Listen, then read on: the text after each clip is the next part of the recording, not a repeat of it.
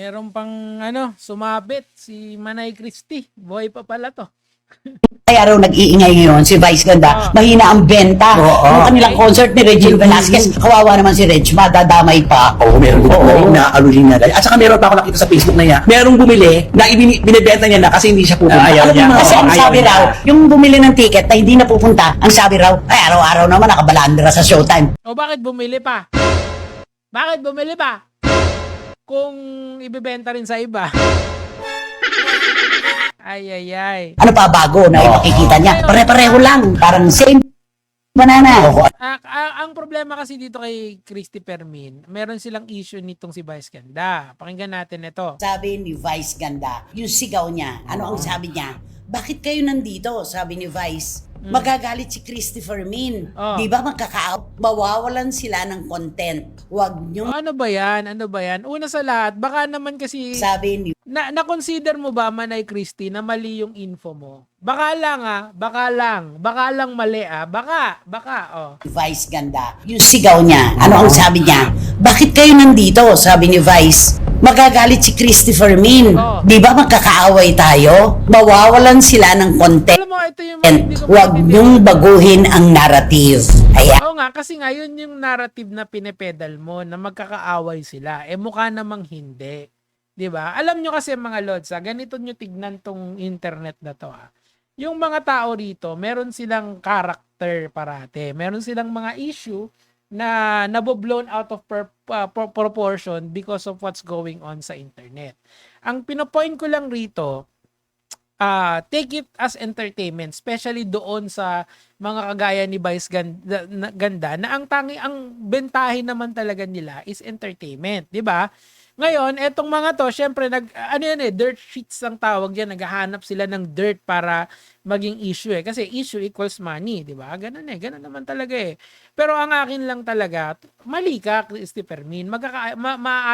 Nagkaayos-ayos na sila. O, tuloy. Sasagutin ko to ng diretso. Yung mga inilatag po namin, mga kachik at mga kapatid, na naratibo tungkol sa kanilang hindi pagkakasundo, tungkol sa pagpapahiya ni Vice kay MC Mua nung sila ay nasa Palawan, di ba? MC, tumingin ka na diretso sa mata ko. Babaguhin ko ba ang naratibo? Baka naman baka naman nagkaayos na sila, 'di ba? Hindi ba pwede 'yon na off-screen nag-text sila o kaya nag-Messenger, nag-Viber, nag-Telegram, oy mama, or nag-IG. Oy, Vice, pasensya ka na ha. Hindi ba pwedeng ganun yung nangyari? Kasi ito yung problema kasi, kaya niya pinipilit 'yan para yung kanyang mga chika ay credible, 'di ba? Ano ba yung nangyari dito? Sinakyan niya yung hate train ni Vice Ganda kasi nga di na ba siya ng DDS. O anong sinabi niya? Hindi mabenta yung mga ticket kaya gumagawa ng ingay eh. When in fact, dating-dati pang nagpo-political satire si Vice Ganda, 'di ba? 'Di ba? So, alam mo 'yon, it's nothing really new kay Vice Ganda. Actually, maganda nga yung delivery niya ngayon yung props, yung presentation, all of this. It's a very nice ang ganda ng presentation ni Vice Ganda. Tuloy natin. O kayo magbabago ng naratibo? Paano natin babaguhin? Kanino ba nanggaling yung mga inilatag namin kwento dito? Kayo makakapagpatotoo kung ano ang totoo at hindi. Walang naratibong babaguhin. Alam mo kung saan nagmula yung mga inilatag namin dito. Oo nga, pero tapos na yon. Move on na. Ba't di ka maka-move on? Bakit gusto mo mag-away pa sila? The fact na nandun yung dalawang yon, ibig sabihin, may talent fee yun. Kumita sila doon. Ba't di ka maging masaya para doon? Oh, di ba? Tapos yung issue na yun. Wala na. Kaya kayo nakakasuhan dahil ang kukulit nyo Alam nyo kasi mga lods, pag yung, ano na yan call it as you see it. Wala naman silang ibang ebidensya na tuloy-tuloy pa rin yung away The fact na yung dalawang yon nandoon sa concert at nagpa-perform, ibig sabihin kumita sila. Isn't that wonderful? Na may kaayusan pala yung mga tao sa internet, di ba?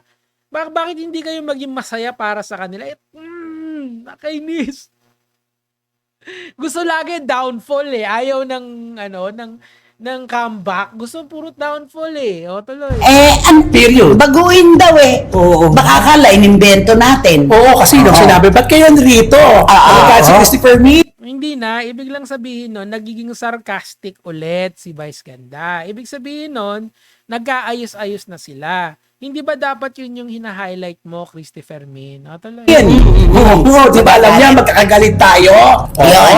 Alam mo, hindi ba ganda yata yung pagkapunta doon ni MC ataka nila. Bakit naman? Kumita na nga ng pera eh.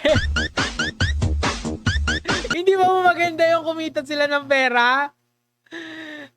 For what? For 10 minutes or 20 minutes? Magkano yung kinita nila doon for performing, di ba? And very culturally relevant, very recent relevant yung ginagawa yung satire nila doon. Kasi sinatire nila si BBM at saka si Duterte na may kasalukuyan. So, culturally aware sila sa nangyayari sa Pilipinas, di ba? It's a beautiful concert kahit saan mo tignan eh. Kasi meron para sa lahat. Ako, ang gusto ko yung mga ganong klaseng satire. O, di nakakatuwa siya. Ha? Oh my gulay, what is going on here? O, talaga. Mukhang nagamit sila sa gabing yun. Pero kailangan naman Paano nagamit? Paano yun? Pinilit? Oy, pag hindi ka pumunta, hindi ganun yon. Of course, out of their own volition. Alam mo, napakalaki ng network ni Vice Ganda. Literal, na kahit sinong talent pool ang pwede niyang hatakin dun sa concert niya. Pero pinili niya tong dalawang to. Bakit? Kasi ayos-ayos na sila. Gets nyo ba? Alam niyo, this is the frustrating part dito eh. Kasi napaka-uncalled for ng mga ganitong klaseng criticism kay Vice. Of course, you can criticize him dun sa mga kitado, pero eto kasi nagkaayos na. Obvious eh. Hindi na to critical thinking eh, common sense na lang. Diba? Gamit lang ng mata. Gamitin nyo yung pandinig nyo dun sa sarcasm niya. Oh. Tuloy. silang pumunta doon. Statement niya Pero na kailangan. kunwari, bati-bati na sila. O kung totoo man po na nagkasundo na sila, fine with Ayos us. yun. Walang problema. Oo. Masaya kami para doon. Unang-una, yung ginawa kay MC. Ano kung sabi ni Vice? Bumati ka na. Bumati ka. O, di ba parang underhanded pa yung yung compliment. Ay, okay naman pala kami. Dapat sinimulan mo doon. Hindi doon sa alam mo yung naratibo, it's done. It's a done deal. Nagkaayos-ayos na sila, di ba? Ayan ang hirap eh. Kahit busy ka sa Malacanang, kahit busy ka sa Malacanang, nandito po ang ating Pangulo. Ano ang ginawa ni MC? Naku, siya, ginaya niya ang pagsasalita ni Di ba? Ayan yung sinasabi ko sa inyo. Ito yung ina-highlight ko sa inyo. Na technically speaking, wala namang overly protected na politiko. Pati yung presidente, nating kasalukuyan, ay nadamay dun sa satire ni Vice Ganda. So, gets nyo? Yun yung point doon, mga lord. Sana lang, Christopher Min, wag ka nang gumawa ng issue dito sa mga tao na to.